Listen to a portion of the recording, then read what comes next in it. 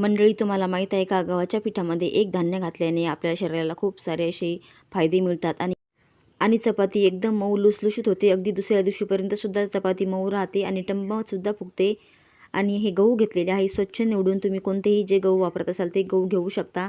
आता त्यामध्ये टाकूया आपण तो धान्य, ते पदार्थ. त्याच्यासाठी घेतलेली आहे ही सोयाबीन. मी पाऊण वाटी घेतलेली आहे, तुम्ही 1 वाटीसुद्धा घालू शकता. गव्हामध्ये सोयाबीन घातल्यामुळे त्यामध्ये प्रथिन्याचं प्रमाण वाढते आणि त्यामध्ये फायबर असल्यामुळे पचनक्रियासुद्धा सुधारते.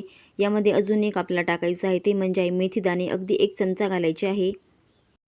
मेथीचे दाणे टाकल्यामुळे पचनक्रियासुद्धा सुधारते आणि आपल्याला अपचन आणि गॅसची समस्या जर असेल तीसुद्धा दूर होते.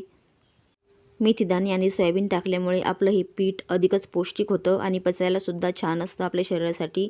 आणि सर्व मिक्स करायचं आहे आणि नंतर हे गिरणीवरून दळून आणायचं आहे. मंडळी, तुम्हाला आजचा व्हिडिओ कसा वाटला ते कमेंट करून सांगा आणि व्हिडिओ आवडल्या चॅनलला लाईक, शेअर आणि सबस्क्राईब करायला विसरू नका.